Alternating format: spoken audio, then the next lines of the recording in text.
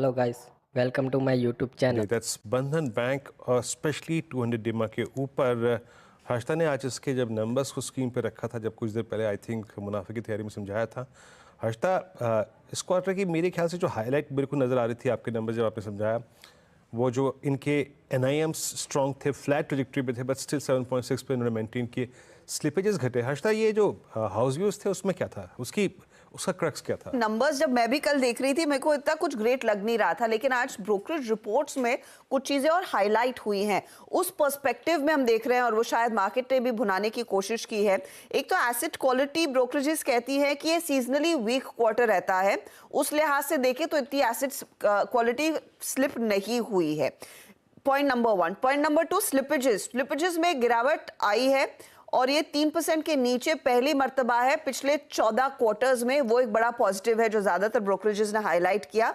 और credit cost जहां पर दूसरे बैंकों के बढ़े थे, आपको याद होगा, इस बैंक के लिए ईयर ऑन ईयर 2.4% से घटकर 1.7% के आसपास आए हैं। वो एक और पॉजिटिव है जो ब्रोकरेजेस ने हाईलाइट किया है। 18 to 20% तक की लोन ग्रोथ FY25 में बैंक कह रहा है और मेंटेन कर रहा है वो अचीव करेंगे। ऑफ कोर्स यहाँ पर ये देखना होगा कि मैनेजमेंट के तौर पर इस समय जो RBI ने नियुक्त किया गया है, की ओर से नियुक्ति आई है, उसके बियॉन्ड कौन सिलेक्ट होता है और फाइनली किसके हाथ में कमान आती है, वो सब इवेंचुअली आएगा। लेकिन Q1 नंबर्स पर आप देखिए, एक सिरे से 240, 250, 260 के टारगेट्स आते हुए दिखाई दे रहे हैं और सबसे बुलिश दरअसल JP मॉर्गन है अपने 260 के टारगेट पर। इसीलिए स्टॉक में ज्यादा मोमेंटम, वो क्रेडिट कॉस्ट का कम होना और स्लिपेजेस 14 क्वार्टर्स में 3% के नीचे आना, मुझे लगा वो सबसे बड़ी हाईलाइट है इस पर्टिकुलर क्वार्टर में जो ब्रोकरेजेस ने साफ तौर से पिक किया और इसीलिए उन स्टॉक्स पर एक पर्सपेक्टिव बना है तेजी का। मयूरेश है नहीं, वरना उनसे मैं इस पर एक बात करती, लेकिन हिमांग हमारे साथ जुड़ गए हैं।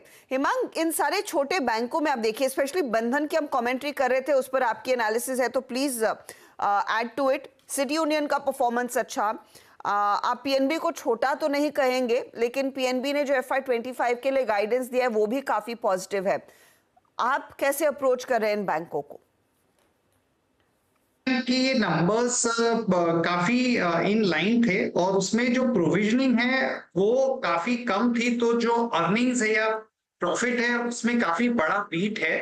और बाकी भी अगर डिटेल्स में देखें तो ऑपरेटिंग पैरामीटर्स में काफी इंप्रूवमेंट है और एडवांस ग्रोथ 24% का था, डिपॉजिट ग्रोथ 23% का था। और सबसे मुझे जो इंटरेस्टिंग एस्पेक्ट लगा बंधन बैंक का वो ये था कि जो मैनेजमेंट है उसने 18 से 20% की क्रेडिट ग्रोथ की गाइडेंस दी है अगले 2-3 साल के अंदर। और जो डिपॉजिट ग्रोथ, एडवांस ग्रोथ में भी बोला है कि डिपॉजिट ग्रोथ अच्छी रहेगी। ऐसा अक्सर बिल्कुल बरकरार है, पर कहीं ना कहीं जाके ये उम्मीद से लोग शायद चल रहे हैं कि वो कंट्रोल में आ जाएगा, क्योंकि बैंक का अंडर परफॉर्मेंस था और नंबर्स ठीक ठाक है, तो एक हम रिएक्शन देख रहे हैं उसके।